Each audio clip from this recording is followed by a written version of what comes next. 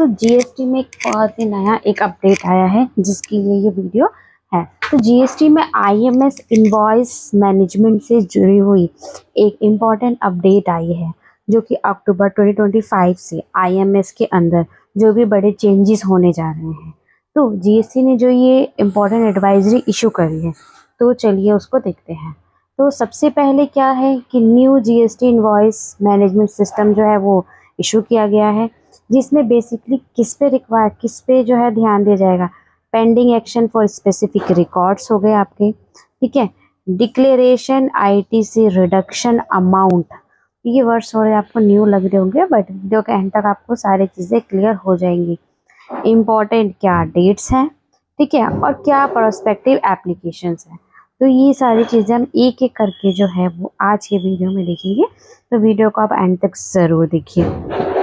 तो जो भी आपकी आईएमएस है, ठीक है, जो आईएमएस में जो अपडेट आया है, जो आपके आईएमएस में आ रही debit note and credit note से जुड़ी हुई है, ठीक है, जो भी अपडेट आई है वो आपके डेबिट नोट और क्रेडिट नोट जो आपके आईएमएस में दिखते हैं उससे। तो आईएमएस के अंदर आप debit note and credit note को पेंडिंग में देखिए नहीं डाल सकते, ठीक है। या तो आपको वो एक्सेप्ट करना होगा या फिर आपको वो रिजेक्ट करना होगा। पहले कई सारे ऑप्शंस थे बट या तो आप एक्सेप्ट करेंगे या फिर रिजेक्ट करेंगे, और अगर आप कुछ भी नहीं करते तो वो डीम्ड एक्सेप्ट, मतलब वो एक्सेप्ट जो है वो माना जाएगा। तो या तो आपको एक्सेप्ट करना है या तो रिजेक्ट करना है, ये तो आपको क्लियर इन्फॉर्मेशन पता लगेगी।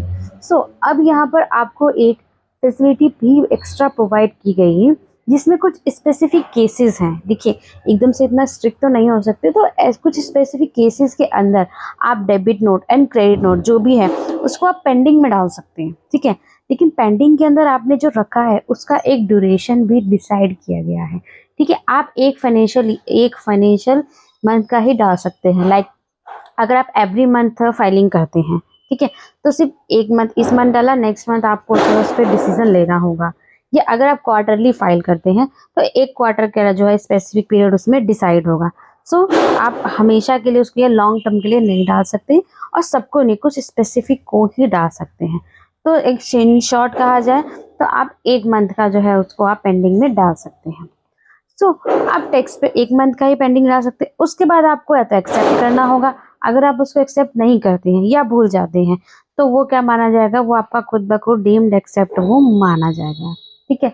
सो करंटली जो टैक्स पेयर है वो यहाँ आपको एक क्वार्टर का टाइम, क्वार्टरली है तो क्वार्टर का टाइम दिया जा रहा है, या अगर आप मंथली फाइल करते हैं तो आपको मंथली फाइल करेंगे, ठीक है। तो अब हम देख लेते हैं एडवाइजरी। ये तो हमने देखा कि पेंडिंग में आपको किस तरह से जो है वो एक्शन लेना है।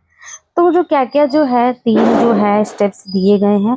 तो सबसे पहला क्या है कि एडवाइजरी के अंदर जो क्रेडिट नोट और upward amendment of credit note है उसको आप पेंडिंग में डाल सकते हैं, ठीक है। नेक्स्ट क्या है, एक टैक्स पीरियड के लिए जो है आप डाउनवर्ड अमेंडमेंट और of credit note of original credit note respected, ठीक है, rejected of original credit note जो भी है उसमें आपको अपने आप को रिजेक्ट कर दिया है। सो उसके बाद अगर डाउनवर्ड अमेंडमेंट हो रही है, ठीक है, मैं दोबारा बताती हूँ। मान लीजिए एक टैक्स पीरियड के लिए downward amendment of credit note, जो ओरिजिनल क्रेडिट नोट रिजेक्टेड है, जब ओरिजिनल क्रेडिट नोट में है तो वो आपने रिजेक्ट कर दिया है। उसके बाद अगर डाउनवर्ड अमेंडमेंट हो रही है तो क्रेडिट नोट में उसको आप जो है पेंडिंग के अंदर में आप डाल सकते हैं, एक ये कंडीशन है। तीसरा नेक्स्ट क्या है कि नेक्स्ट है कि डाउनवर्ड अमेंडमेंट जो है ऑफ इनवॉइस, उसकी डाउनवर्ड अमेंडमेंट या फिर डेबिट नोट की डाउनवर्ड अमेंडमेंट जो ओरिजिनली है इनवॉइस में है वो आपने एक्सेप्ट कर लिया है और आपके जीएसटीआर 3B में भी वो रिफ्लेक्ट हो रहा है, ठीक है। सो एट लास्ट क्या है, जो ई कॉमर्स ऑपरेटर है, जो भी आप ई कॉमर्स है, डॉक्यूमेंट डाउनवर्ड अमेंडमेंट में आ रहा है, ठीक है। तो ये सारे जो है पेंडिंग में आप डाल सकते हैं इनको, इनके अलावा आप नहीं डाल सकते हैं। तो एक बार और क्रेडिट नोट जो आपका अपवर्ड अमेंडमेंट है वो चीज़, डाउनवर्ड अमेंडमेंट क्रेडिट नोट जो ओरिजिनल आपने रिजेक्ट कर दिया है, डाउनवर्ड अमेंडमेंट है इनवॉइस, ओरिजिनली आपने एक्सेप्ट कर लिया है और आपने 3B भी फाइल कर दी है तो आप पेंडिंग में डाल सकते हैं। नेक्स्ट है echo downward amendment only where original आपने एक्सेप्ट कर दिया है और आपने 3B भी फाइल कर दिया है तो इसको आप जो है वो पेंडिंग में डाल सकते हैं, ठीक है। अब क्या पॉइंट आता है कि डिक्लेरेशन आईटीसी रिडक्शन अमाउंट। देखिए ओनली वेयर जो ओरिजिनल एक्सेप्टेड है N3B उस आपने उसको फाइल कर दी है, तब आप अमेंडमेंट के देखिए केस जो भी है वो डेबिट नोट या क्रेडिट नोट है तो उसको आप क्या कर सकते हैं, पेंडिंग में डाल सकते हैं, ये हमने देखा।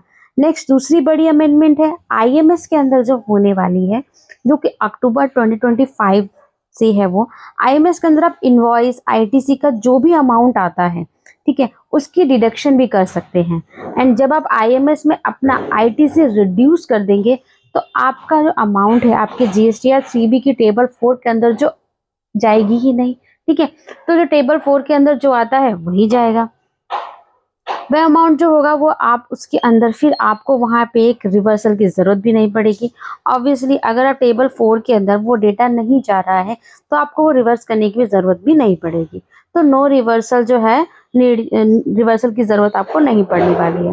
बट यहाँ पे एक स्पेसिफिकली लिखा हुआ है नोट एडवाइजरी में, no reversal needed if recipient did not allow input tax credit. So अगर आप इनपुट टैक्स क्रेडिट ले ही नहीं रहे हैं तो IMS के अंदर आपको रिजेक्ट कर दिया गया है, IMS में आपने उसको रिजेक्ट कर दिया तो आपको उसका रिवर्सल GSTR 3B के अंदर रिवर्स करने की जरूरत ही नहीं पड़ेगी। देखिए दूसरा है आपका पार्शियल अलॉटमेंट। कई बार क्या होता है, जैसे कि आइटम्स एंड गुड्स और टैक्सेबल गुड्स दोनों के लिए एक सिमिलर नेचर की इनपुट सप्लाई लेते हैं हम, ठीक है, तो उस केस में आपको प्रोपोर्शनेट रिवर्सल करना होता है। तो वो रिवर्सल भी हम अभी जो करते हैं वो GSTR 3B के अंदर करते हैं। तो टेबल 4 के अंदर क्या होता है, जब हम रिवर्सल करते हैं तो अब आपके पास ये ऑप्शन आएगा कि IMS में जैसे ही वो इनवॉइस आ रहा है, देखिए GSTR 3B में जब आप रिवर्सल करते हैं तो वो रिवर्सल आपका टोटल होता है, एग्रीगेट के बेस पे रिवर्सल होता है। IMS में जब आप रिवर्सल करोगे तो रिकॉर्ड वाइज रिवर्सल होगा। मतलब अगर एक इनवॉइस आया है जो कॉमनली यूज होता है, ठीक है, तो टैक्सेबल सप्लाई के लिए भी एग्रीगेट सप्लाई के लिए भी, दोनों के लिए, टैक्सेबल और एग्रीगेट दोनों के लिए, तो इंटरनेट के लिए भी, तो वहां पर आप उस रिकॉर्ड वाइज उसको जो है एडजस्ट कर सकते हैं, वहां से आप उसको रिड्यूस कर सकते हैं और जो भी आपका डिसअलाउंस है आप उसको रिड्यूस भी कर दो। सो IMS के अंदर ही, जिससे वो आपके वहां पे रिवर्सल की जरूरत आपको दोबारा पड़ेगी ही नहीं।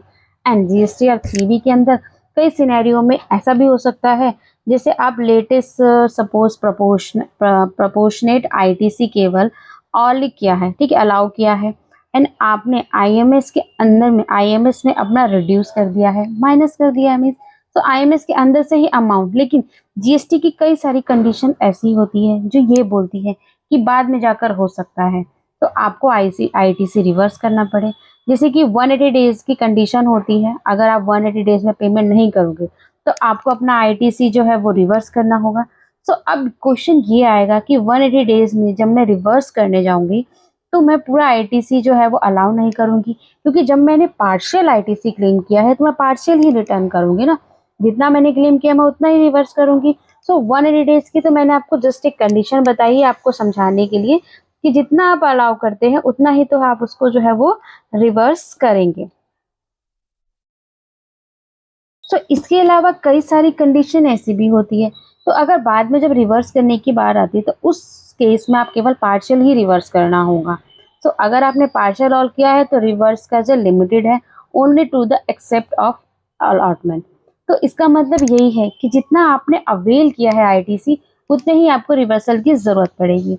तो अगर आपने GSTR 3B में कोई ऑप्शन, कोई ITC अवेल ही नहीं किया है तो IMS के अंदर आपको एक ऑप्शन दिया जाएगा, एक नया ऑप्शन आपको दिया जाएगा जहां पे आपको मेंशन करना होगा कि कितना ITC जो है वो आप रिवर्स करना चाहते हैं। तो अगर हम रिकॉर्ड लेवल पे IMS पर लेवल वही है, आपका वो रिवर्स हो जाएगा और वो ऑल में अलॉटमेंट में भी आ जाएगा कि नहीं, टेबल 4 के अंदर GSTR 3B की जो होती है वो वहां पे भी आ जाएगा, नहीं तो फ्यूचर में उसको रिवर्स करने की बात ही नहीं आएगी। तो इम्पॉर्टेंट पॉइंट ये है कि आपका ITC अब रिड्यूस हो जाएगा, आपके IMS में ही वो 3B के अंदर रिफ्लेक्ट ही नहीं होगा, मतलब जितना आप अलाउ करेंगे उतना ही रिफ्लेक्ट होगा। इसके अलावा एक और इम्पॉर्टेंट अपडेट आई है जो IMS में होने वाली है, अब आप रिमार्क भी सेव कर पाएंगे, ठीक है। आप जो है उसमें रिमार्क का ऑप्शन भी आप सेव कर पाएंगे कि आप किस वजह से रिजेक्ट कर रहे हैं या जो भी किस वजह से पेंडिंग रख रहे हैं। प्लस आप उस पर टाइमिंग भी जो है वो मेंशन कर सकते हैं। तो वो क्या होगा, वो डैशबोर्ड पे जो है वो शो करेगा। किसमें? वो आपके जीएसटी या 2B में जो है वो शो करेगा, ताकि इन फ्यूचर जब आपको जरूरत पड़ता आप इजिली उसको देख सकें एंड आप उसे रिजेक्ट भी कर पा रहे हैं। तो जैसे कि हमने एक, और जैसे कि आपको एक ऑप्शन मिलेगा इनवॉइस अमाउंट डजेंट मैच, मतलब इस तरह से आप जो है वो लिख सकते हैं जो भी आपका ये भी इनवॉइस अमाउंट जो है इस बिल नंबर से मैच नहीं कर रहा है। इस तरह से आप जो भी आपको रिमार्क देना है, जो भी आपको समझ आए उस तरह से आप देंगे, जिससे कि दूसरी पार्टी के बाद जब वो इन जाएगा रिमार्क्स तो आपके पास तो वो पता लग जाएगा कि आपने उसको रिजेक्ट किया है। तो ये तीन इंपॉर्टेंट अपडेट है जो आईएमएस में वो आने वाले हैं। रही बात अक्टूबर 2025 की, तो ये जो है कहा जा रहा है कि तब से ये एप्लीकेबल होगा। तो अभी जिसमें क्या चीज़ होने वाली है, एक तो क्रेडिट नोट्स, ठीक है, पेंडिंग डिक्लेरेशन ऑफ आईटीसी, तो ये सारी चीज़ें जो है कहा जा रहा है कि अक्टूबर से जो है ये एप्लीकेबल हो जाएगा। तो खैर अभी थोड़ा टाइम जो है वो बचा हुआ है, तो आप इसको जो है ध्यान जरूर दीजिए। तो ये जो है एप्लीकेबल कहा जा रहा है कि अक्टूबर से आएगा, रोल आउट किया जाएगा एंड टैक्स पेयर को ये एडवाइस दिया जाता है कि वो केयरफुली जो है चीज़ों को रिव्यू करें। सो होप सो कि वीडियो आपको पसंद तो आई होगी। सो प्लीज़ कंसीडर कीजिए, हमारे चैनल को सब्सक्राइब कीजिए ताकि इसी तरह की इंफॉर्मेटिव वीडियोस आपको मिलती रहे हमारे चैनल पे। तो आज के सेशन में इतना ही, मिलते हैं नेक्स्ट इंफॉर्मेटिव वीडियो में। तो तब तक के लिए हंसते रहिए, मुस्कुराते रहिए। Thank you so much.